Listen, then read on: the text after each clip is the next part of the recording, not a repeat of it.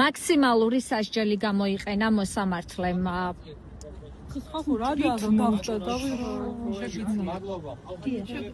ვიცი რომ საუბარი შეგვიძლია, უბრალოდ მე საუბარი არ შემიძლია.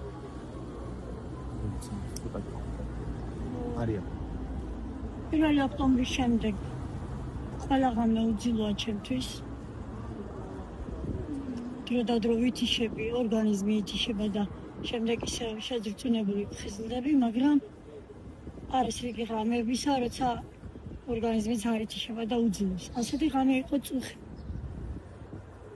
მე რა თქმა უნდა, შინაგანი მოლოდინი მქონდა მაქსიმალური სახტების. ვიცოდი რომ თუ კი 14 წელს მივეშჩი და დააკლდებოდა მეოთხედი და დარჩებოდა 10 წელი და 6 თვე, მაგრამ მე მინდა აქ ერთი რამე ვთქვა. ფიქრობდი, განა რა შეიძლება ჩემსა და ჩემი შვილის დედაშვილობას შორის.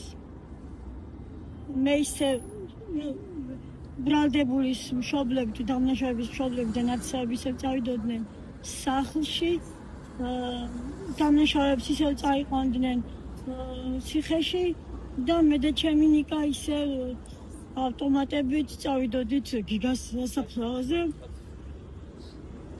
მაგრამ მოსამართლემ სახელი და გვარი უნდა დავასახელო, არ ვიცი მოგწერ ამის უფრო, მაგრამ უნდა ვთქვა და ძალიან გთხოვთ გააჟღერეთ. ზოგჯერ არის სიტუაციები, როცა ჩვენ უფლებებს უნდა გადავაჭარბოთ და ვთქვათ მეტიც.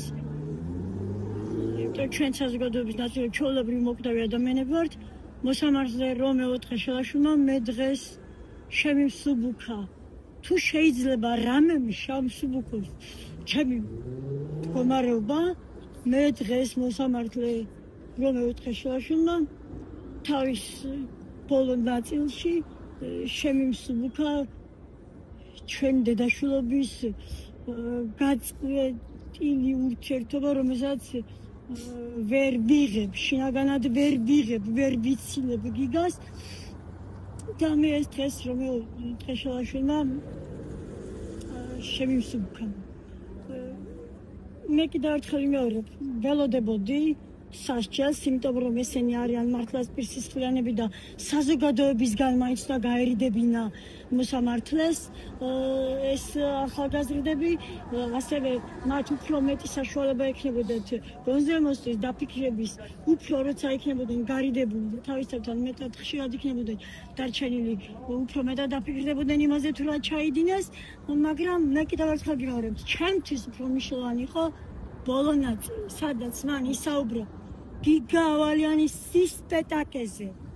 ხო, მე მართლა სპეტაკიშვილი მომიკლეს.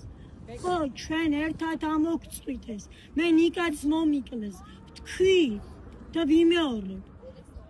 გიგას წართვეს სხეული და ასამარეს, ნიკას წართვეს სული და ჩააყოლეს გიგას სამარეში და მე ორ შვილს ერთად ვტიროდი შუმი ბღავილით, ვერ ვიღებდი ხმას, იმიტომ რომ მე უნდა მებრძოლა ჩემი გიგას ღირსებისთვის.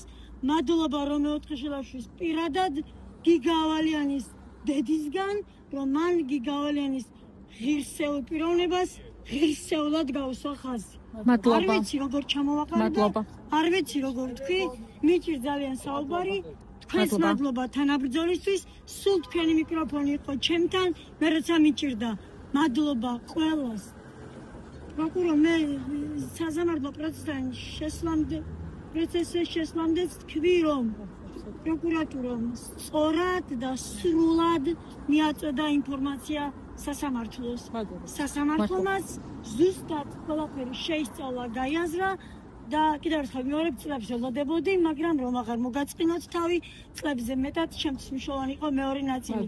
ხო, მე ღირსეული შვილი მომიკლეს. მადლობა.